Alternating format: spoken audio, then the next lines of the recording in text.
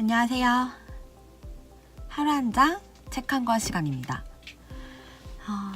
정말 오랜만에 찾아온 것 같아요. 제가 원래 한 주에 하나씩 꼭 책을 읽어드리려고 마음을 먹었는데 지난주에 제가 못 가지고 왔어요. 그 이유가 약간 이제 회사 일을 하면서 멘탈이 살짝 무너지는 그런 일이 좀 있었어가지고 헤어나오는데 시간이 좀 걸리더라고요. 그래서 그 멘탈이 이제 다시 제 정신을 되찾는데 도움을 줬던 책이 있었어요. 그래서 그 책을 가지고 오면 되게 좋겠다 싶어서 오늘 이렇게 찾아뵙게 됐고요. 한 가지 되게 기분 좋은 일이 있었어요. 그런데 제가 이제 하루 한 잔 독서를 이제 두 가지를 이야기를 이제 하고 오늘이 이제 세 번째잖아요. 그런데 몇몇 분들이 개인적으로랑 따로 이제 유튜브에 댓글로 되게 많이 도움이 된다.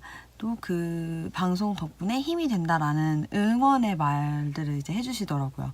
그래서 저는 그게 진짜 엄청 큰 힘이 됐어요. 그래서 이 뭔가 슬럼프 그런 거를 이제 극복하는데도 많은 도움이 됐던 것 같아요. 네, 조용히 또 이제 소리 내서 응원해 주시는 모든 분들 감사합니다. 그러면 이제 오늘 책을 이제 소개시켜 드려 볼게요. 오늘의 책은 이거예요. 타이탄의 도구들. 이 책 아마 아시는 분들도 많이 계실 건데, 여기 보시면 이렇게 여기, 이 타이탄 도구들 이게 뭔지는 이제 모르겠지만 어쨌든 이런 연장이 하나 있죠.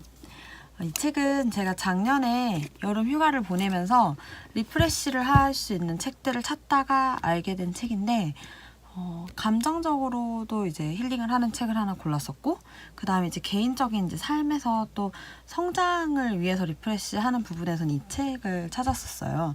그 책이 타이탄의 도구들이었고 이 타이탄의 도구는 말 그대로 타이탄이라는 이들의 도구들에 대해서 설명한 책이에요. 그런데 이 타이탄이 뭐냐라고 했을 때 이 저자는 타이탄이 거인들이라고 말을 해요. 거인. 그러니까 타이탄은 각자의 어떤 자기 분야에서 최상의 경지를 이룬, 성취를 이룬 사람들의 도구. 그들을 이제 타이탄이라고 부른다는 거죠. 또 다른 정의로는 뭐라고 이야기를 하냐면요.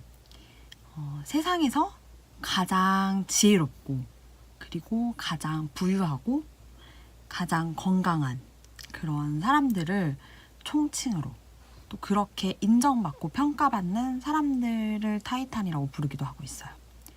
그러니까 쉽게 말하면 성공한 사람들이죠. 그런데 그냥 단순히 돈만 많은 사람도 아니고 뭔가 지혜롭다고 인정도 받으면서 건강하기까지 한 삶을 사는 사람들의 이야기를 여기에 담았다는 거죠. 어떻게 그 많은 사람들의 이야기를 담을 수 있었냐면 이 저자인 팀 페리스라는 분이 좀 독특한 이력을 가지고 계세요. 사실 제일 쉽게 말하면 그분의 원래 직업이 팟캐스트 아시죠? 그 팟캐스트 방송을 진행하고 있는 방송인 같은 거예요. 그런데 거기서 어떤 방송을 했냐면 3년간 이런 타이탄들을 계속 만나신 거예요.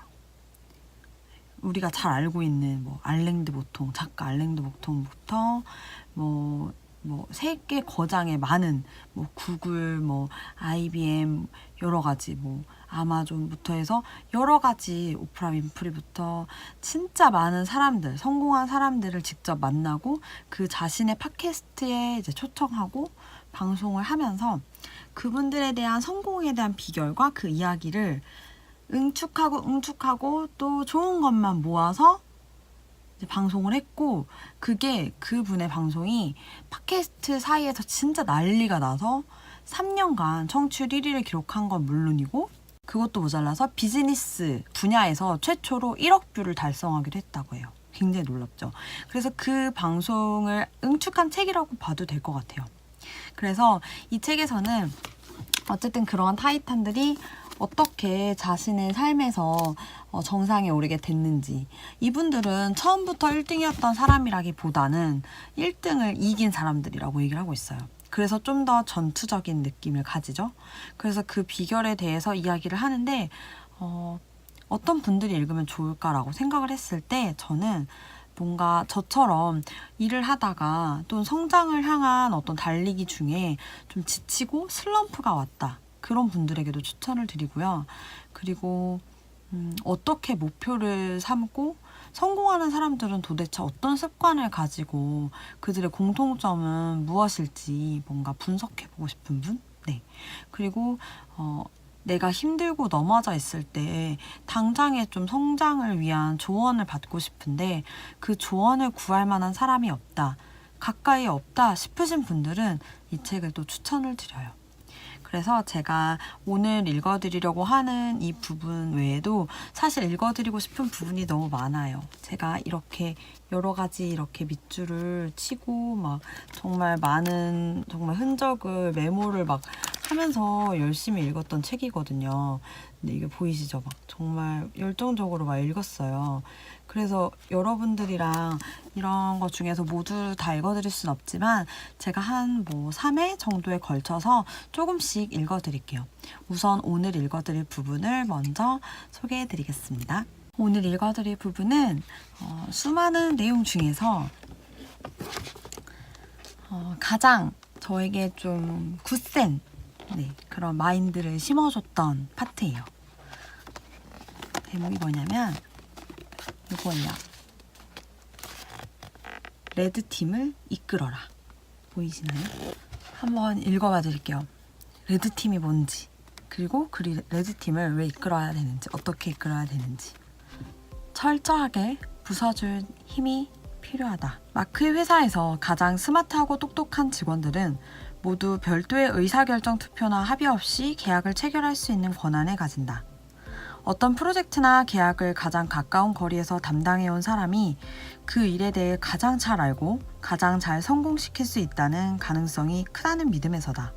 다만 마크는 레드팀을 고용해 그들을 테스트한다. 레드팀은 기업이 직면할 수 있는 다양한 상황을 시뮬레이션을 통해 직접적으로 그리고 객관적으로 사전 예측하고 취약점을 포착해 전략을 재검토하고 대안 분석을 통해 의사결정자에게 새로운 통찰력을 제공하는 역할을 한다. 그는 이렇게 말했다. 처음엔 레드팀 운영이 어려웠다. 같은 동료들끼리 약점을 파고들어 서로 자칫 모욕으로 빠지기 쉬운 비판을 주고받는 게 쉬운 일은 아니었다. 그래서 나는 나와 함께 창업한 벤 호로위츠를 시범 케이스로 삼았다. 나는 벤이 새로운 계약이나 프로젝트 건을 가져올 때마다 무조건 먼저 그 내용을 호되게 비판했다. 속으로는 정말 좋은 아이디어라는 그런 생각이 들어도 일단 심한 말로 흠씬 두들겼다. 그래야 다른 사람들도 자기 속내를 털어놓는 법이니까 말이다. 그렇게 뜨겁게 싸우다가 마지막에 이르러서도 벤이 주먹으로 의자를 탕탕 내리치며 빌어먹을 이건 정말 괜찮은 거라니까 라고 외치면 박수를 쳐주고 퇴장했다. 벤도 나한테 똑같이 그렇게 한다. 이는 거의 고문에 가까운 테스트다. 그러다 보니 점점 사내의 레드팀 문화가 정착되기 시작했다. 비판하는 사람도 그것을 달게 받는 사람도 모두 자신과 또 상대, 회사를 위해 기여하고 있다. 그렇게 성장하고 있다는 걸 깨닫는 순간 우리는 성공을 직감한다. 놀랍죠? 마크는 기업이든 개인이든 간에 레드팀이 반드시 필요하다고 강조한다. 개인이라면 3명에서 5명 정도 반대편에 서서 나의 가장 소중한 신념과 철학을 철저하게 부숴줄 팀이 필요하다. 그래야 강해지기 때문이다. 마크는 이렇게 덧붙였다. 점점 똑똑해진다는 것은 점점 강해진다는 뜻이다. 사내 레드팀의 공격을 극복하지 못하면 세상이라는 진짜 무시무시한 레드팀에 무릎 꿇고 만다. 여기서 나오는 마크는 현대 인터넷의 창시자로 꼽히는 분이에요. 그만큼 그가 제품을 만들거나 어떤 걸 개발할 때마다 세상을 바꾼 그런 변화들이 이끌어 놓은 사람이죠. 그가 이제 성공을 하는 데 있어서 자신의 팀의 레드팀을 구축했던 것이 가장 큰 위력이 되었다고 말하고 있는데요. 그와 함께 이 레드팀을 구성하는 것 외에도 그 레드팀을 운영하면서 가져야 될 어떤 애티튜드가 있다고 말을 하고 있어요. 그 부분까지 한번 더 읽어드릴게요. 강력한 의견, 침착한 태도를 가져라.